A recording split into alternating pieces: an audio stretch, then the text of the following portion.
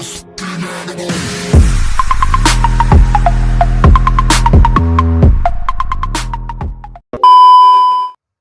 selamat malam. Selamat berjumpa lagi di video saya. Sebelum saya lanjut ke videonya, saya akan memperkenalkan nama Alimus Belandian Garut. NIM 1803030081, kelas Sosiologi B semester 7, mata kuliah Perencanaan dan Kebijakan Sosial, tugas mingguan ke-9. Di kesempatan kali ini saya akan menjelaskan buku dari Kesenjangan Informasi Pandemi Ekonomi Brutal di Masa COVID-19. Di bagian pertama di sini, saya akan menjelaskan kurangnya pengetahuan menular. COVID-19 adalah penyakit yang disebabkan oleh novel coronavirus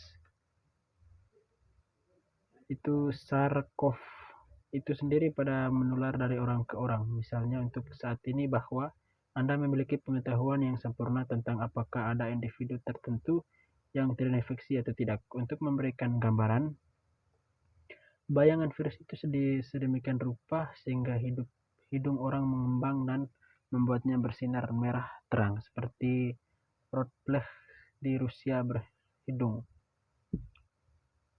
Bagi mereka yang tidak aman, kita bisa mengisolasikan mereka atau mendekati mereka hanya jika mereka atau Anda memiliki gigi detektif. Kita bukan organisme positif dan menyebar virus. Dengan pengetahuan kita bisa mengambil tindakan.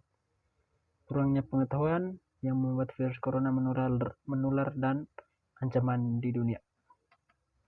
Di bagian berikutnya, kemungkinan endgame. Sebuah pandemi memiliki sejumlah kemungkinan akhir dan berada di antaranya pasti lebih menarik dari yang lain. Endgame mana yang kita capai sangat beruntung pada seberapa cepat dan efektif kita menyelesaikan pandemi masalah informasi. Jadi mari kita lihat opsi permainan akhir kita. Endgame kandidat pertama adalah mengembangkan dan mendistribusikan bioskop untuk virus corona. Akibatnya, idenya adalah untuk melakukan outsourcing pekerjaan mengelola masalah informasi untuk antibodi yang mengidentifikasikan dan membunuh virus jika masuk ke dalam tubuh. Antibiotik yang tepat akan meningkatkan diri ke virus corona di dalam tubuh dan membuatnya tidak aktif. Oleh karena itu, tidak dapat membahayakan atau memproduksi atau menyebar ke organ lain. Sebuah benih vaksin perkembangan antibodi tersebut dalam diri seseorang. Cara lain, anak laki-laki bisa mendapatkan antibodi adalah dengan terinfeksi dan kebalnya sendiri sistem berhasil menetralkan virus. Jadi vaksin adalah pertahanan pencegahan terhadap virus corona yang menghindari tubuh harus melawan virus corona itu sendiri dan semua kerusakan tambahan ke tubuh yang mungkin memerlukan. Untuk alasan ini memiliki vaksin akan menjadi permainan akhir yang disukai untuk COVID-19.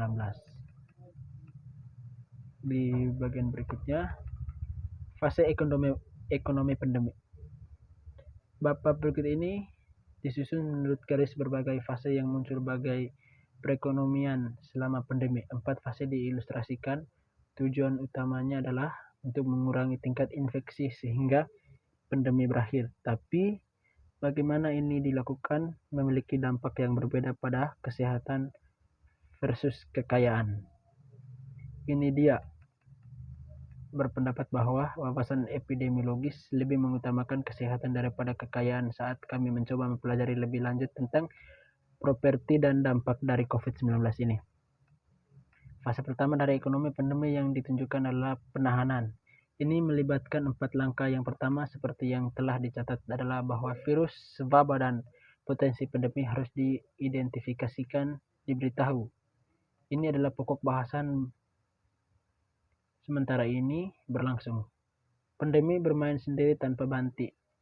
Kemudian berdebat mengapa komunikasi sangat penting selama tahap ini. Anda ingin memastikan bahwa masyarakat menerima informasi dari sumber yang terpercaya sehingga dapat bertindak berdasarkan informasi itu tanpa pihak berwenang harus resor untuk selimut dan menegakkan mahal kegiatan masyarakat. Berikut ini adalah langkah-langkah dirancang untuk mengeram dan menghentikan penyebaran virus. Ini adalah bagian awal dari lain untuk mempelajari lebih lanjut tentang virus dan untuk melestarikan potensi sumber daya ekonomi yang sangat langka. Keputusan saya harus ambil di kemudian mirip dengan apa yang dibuat oleh pemerintah selama masa perang.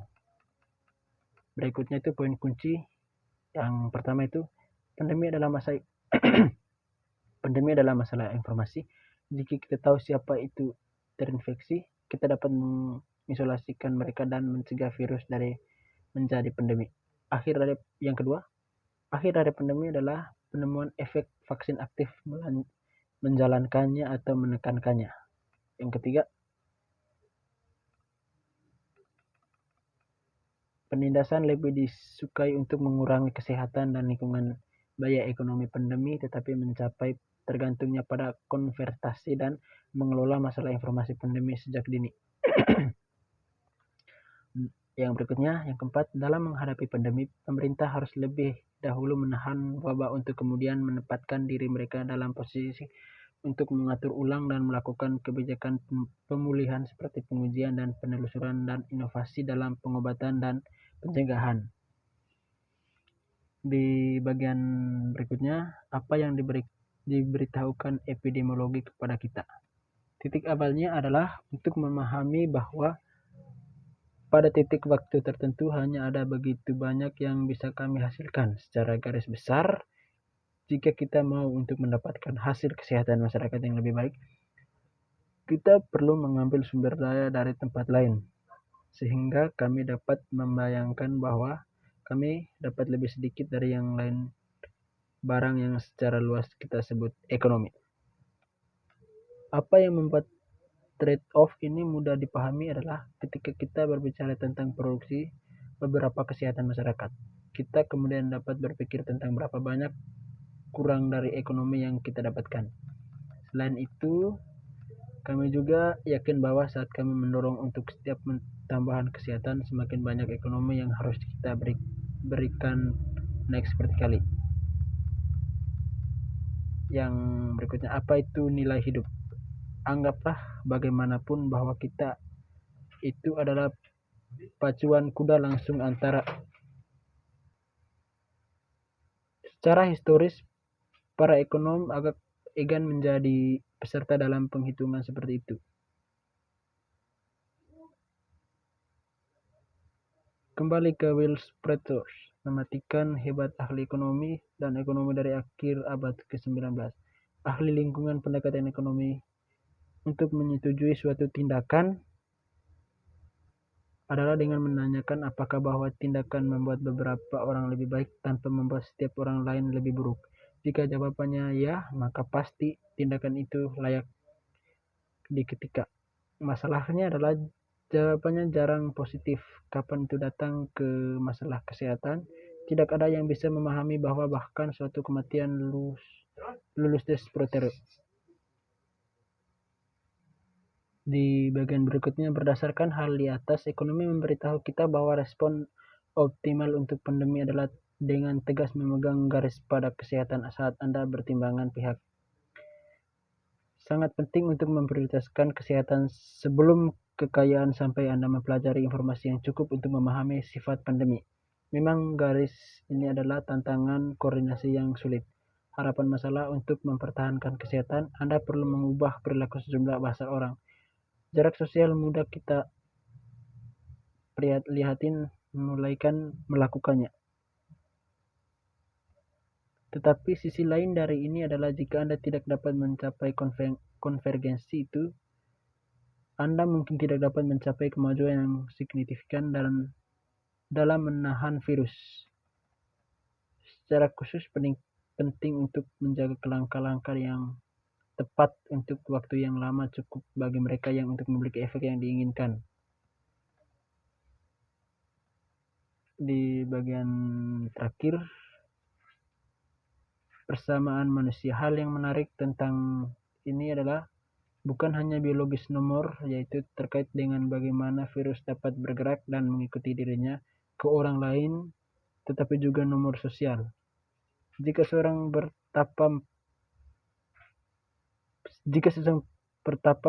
terjangkit campak, maka RO adalah O. Jika partior mendapatkan RO jauh lebih tinggi. Perkiraan dari RO adalah rata-rata yang merupakan panduan untuk mengambilan keputusan, tetapi bukan apa yang kamu ingin tahu. Pada prinsipnya Anda ingin mengetahui keahlian setiap orang, dan Anda mungkin ingin menarik perhatian Anda untuk mengurangi dari mereka yang berada di bagian atas daftar ini daripada individu. Yang terbaik yang bisa kita harapkan adalah grup RO, misalnya anak-anak bergerak menjaga kebersihan diri dan menjalani hidup mereka dengan cara yang sangat berbeda dari makhluk lain. Seperti apapun orang tua dan anak kecil tahu, ada tahun-tahun di mana rumah Anda berubah menjadi kota dari vlogger karya Albert Camus tanpa menyebarkan epidemi. Inilah sebabnya di banyak negara langkah pertama adalah dalam jangka sosial adalah menutup sekolah. Ini bukan karena anak-anak sangat berisiko, mereka tidak syukur, tetapi karena mereka adalah faktor kelompok yang dapat diidentifikasikan yang diketahui memiliki potensi yang sangat tinggi. Sekian video dari saya, semoga bermanfaat.